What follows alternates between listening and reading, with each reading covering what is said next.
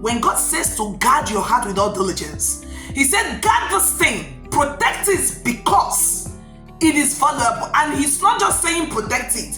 He said, with a sense of attentiveness, pay attention to your mind.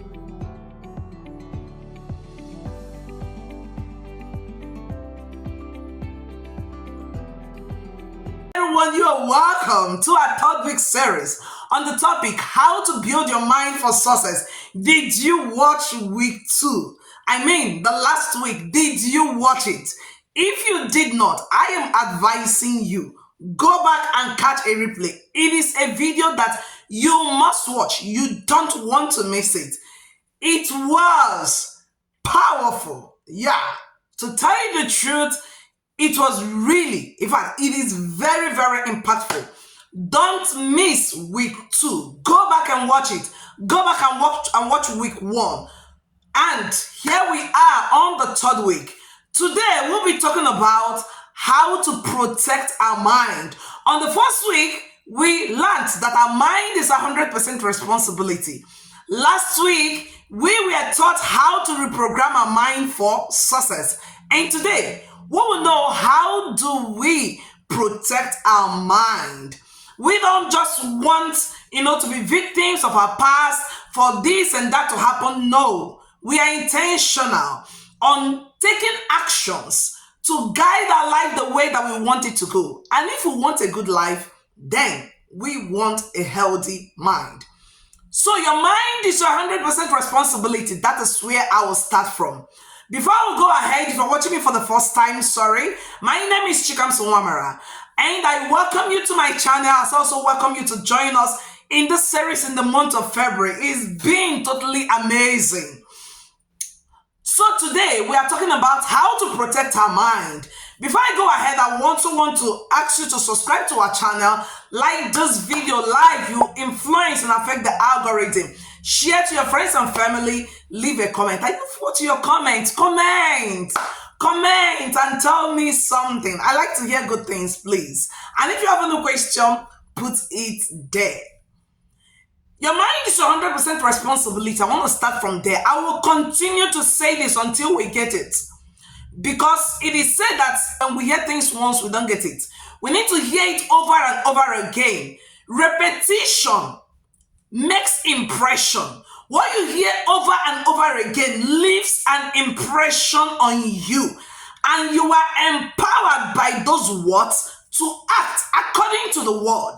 So, I will keep telling you that your mind is your 100% responsibility. Nobody will take care of your mind. Nobody will build your mind. Nobody will keep your mind healthy. Nobody will protect your mind. It is your responsibility to take care of your mind. You must understand this. Your mind is yours. It is part of God's providence to you. Most of us are waiting. You're praying. God, provide this and provide that. The one He has provided. How did you take care of it? Your mind is part of your providence. In my upcoming book, The Power of Small, The Power of Small, I wrote something about providence. The problem is not the size of what you have. The problem is your perspective. And we go back to the mind. It is how you see what you have. Do you even know that you have something? That's the first thing. Today I'm telling you that your mind is part of God's providence to you. God has given you a mind to help you fulfill His purpose here on earth. Your mind is under your care to protect. Whatever state your mind is, if it's weak, it is your responsibility. You permitted it. If it's strong, you built it. If your mind is sick, you allowed it. You allowed your mind to be sick. If your mind is healthy, that means that you kept it healthy.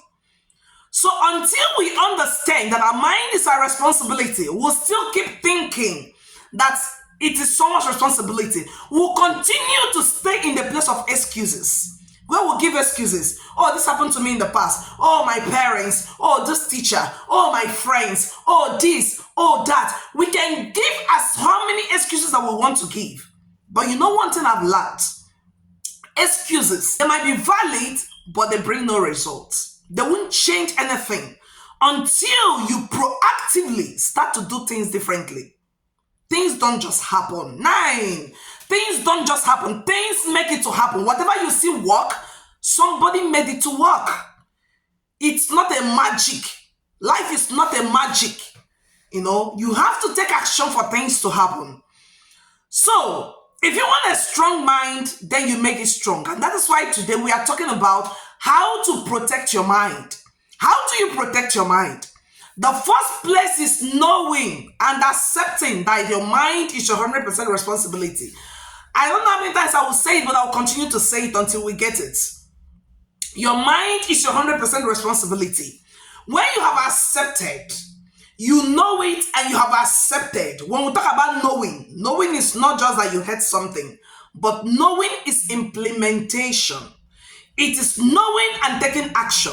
And that is when you see results. That's when you know you've really, really learned something. The second step here, or the second advice I'm going to give, is to understand that you have power over your mind. Our mind is powerful. But no matter the power that your mind wields, no matter the power it wields, as I said in the first series, you have power over it. It's under your control. It is under your control to guard the way it should go, to keep this way, to say it go like this. I said in this concept that I talk to my mind. Yes, I talk to my mind. I tell my mind this way, and I tell my mind, hey, don't think about such a thing again. That's not right. We don't think like that. This is how we think. Your mind is like your baby. You train your mind. That's why I said in the first series, build your mind, build it to succeed, build it to think this way, build your mind to forgive, build your mind. What do you want your mind to do? Build it. Build it. It's yours to build. So when you know that you have power over it, you know that you can decide what to think and what not to think. You can't just allow jumps into your mind that you say, but I can't do anything about it. Of course you can. Of course you have power over it. You have power over your mind. Now the third step, or the third advice I will give, is to become aware of your environment. My coach will teach us that your environment is bigger than your values. You might have such a wonderful value. Oh, this, oh, that. But your environment. What is the state of your environment? God told us in the book of Proverbs chapter 4, verse 23. I wanted to start this series with this chapter in the scripture. It says, guard your heart with all diligence, and above all that you guard, for out of it flows the issues of life. God says, guard your heart with all diligence. The word guard in the Hebrew is the word natsar. It means to guard, to keep, to observe, and to preserve something. Primarily, it means to guard or to keep something with care. It conveys the idea of protecting and preserving something valuable. Did you see that? I love to study words. When I study words. Each word at a time. I don't read sentences. I read, but I study words. To guard is to protect something with care, and something valuable. The challenge that we have in our culture is what I call, is that we have a wrong view of what is important and what is not, what is essential and what is not. And when you make things that are unessential essential, then you miss it all out. To us, money is essential. Of course, it's important. We should take care of it. Actually, I love to talk about prudence, which is to take care of all that we have. But you see how we take care of our money? Some of us, how we take care of our goods. Some of us, our clothes. Hey, if somebody touches your clothes, your clothes that you bought, for hundreds of euro, thousands of euro, the way you take care of it, the way you shout and cry when it gets spoiled. I mean, your clothes, a clothes. Of course, I know it was expensive. But what of your mind? What of your mind? Do you know how valuable it is? Do you know the power of your mind? God has given you something and He says, guard it. He said, above everything that you guard. That means more than that, your clothes, more than your money, more than your house. Some of us, the way we sweep our house, everywhere is sparkling clean. Oh, you take care of everything. You just want everything. Some of you, your shoes. Oh, you don't want any dirt to touch it. What of your mind? I mean, you got those things. They are valuable to you. You take care of them. But your mind, you leave it to waste. No. That is a wrong perception of what is important and what is essential. And not just to God. The Bible says you got something and you got it with a sense of attentiveness. When God says to guard your heart with all diligence, he said, guard this thing, protect it because it is valuable. And he's not just saying protect it. He said with a sense of attentiveness, pay attention to your mind. The word diligence in Hebrew denotes a physical location such as a prison. And in a figurative sense, it means the state of being under watch or custody. Hey, God says that your heart, your mind, you should guard it with a sense of attentiveness, a high attentiveness. And when he says with all diligence, that means like something that you keep under watch. You see how you carry a baby? You keep it under watch or under custody. Now, this term is used to describe both the act of guarding and the environment where guarding occurs. I will go again. This term denotes, it describes both the act of guarding. God is not just saying guard. When he says with all diligence, he's also talking about the place, the environment where the guarding occurs. The environment. Hey, I said become aware of your environment. Your environment is bigger than your values. What environment do you keep your mind? Where do you even keep your mind? What do you watch? What do you listen to? Who are your friends? Who are your friends? Who do you watch? Who are you following in the social media? That is where it starts from. What environment? Where do you keep your mind? That is my question to you. I am very serious about this thing because I know that your success depends on it. The transformation you were looking for depends on it. The word transformation is from the word metamorpho in the Greek. It is from two words, meta and morpho. Meta means change after being with, and morpho means taking the form of something. Morpho cannot happen without meta. Meta talks about relationship. It says change after being with. It is the resultant effect that happens after you have been, or you have been in a state of something, or you have kept yourself in a state of something. That is what meta is. Transformation cannot take place without first being with. You take form, you change according to your inner reality, according to what is inside of you. I don't know how else to say this. That is how important and how serious it is. That is how serious it is. The change you desire cannot just come. It doesn't just come anyhow. The change you desire starts from what is inside of you. You take form. That is morpho. That is the English word metamorphosis. The Bible said in Romans chapter 12 verse 2, it said, be you changed. Be you transformed by what? By the renewal of your mind. Transformation takes place when your mind is renewed. That means morpho. The taking form, you take form according to your inner reality, nothing else. My brothers and my sisters, and the more women who are listening to me, that is how it happens. According to your inner reality, nothing else. Nothing else. That is how it happens. Meta, there has to be a meta. So where is the meta happening? Where is it taking place? Where is it happening? Where do you keep your mind? Where is the position? Where do you keep your mind? In what position? In what place? In what environment? What do you listen to? Who do you listen to? What voice keeps speaking to you? Who are your friends? Who are your friends? What association? Meta is association, is relationship. It's association. So you want morpho to take place. Then you determine where meta happens. Meta, morpho is a product of meta. So your environment. Your environment. What is culture? What is even culture? What is culture? Some of us are scientists who study biology and all of that. And what happens when you take an organism, a fungi, and you put it, you create an environment for it, and you put it there.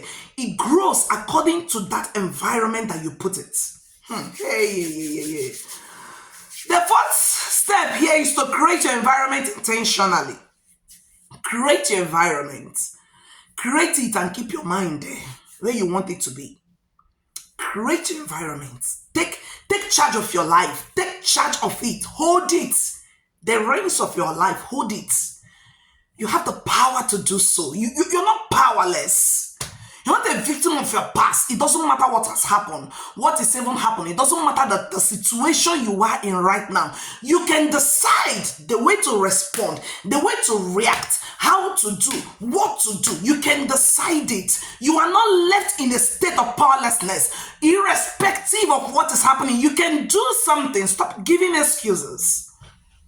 When you believe that you can, then you can start doing it. When you believe that you cannot, and you're in the place of powerlessness, I can't do anything, that is when you become a victim of your situation, which shouldn't be. That is not God's plan or his desire for us. The fifth advice I'll give is to keep your mind at peace. Keep your mind at peace. I say again, as I said in the last series, Jeremiah says that when you lose your peace, you lose your power. You lose it all. You lose it all. I'll give us a quote from Peace Pilgrim. She said that if you realize how powerful your thought is, you will never think a negative thought. You won't even allow it. Any negative thoughts. You won't allow it.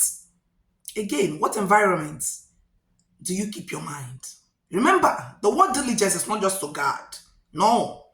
It's also the place where guarding takes place. Protect your mind. Protect it from toxicity.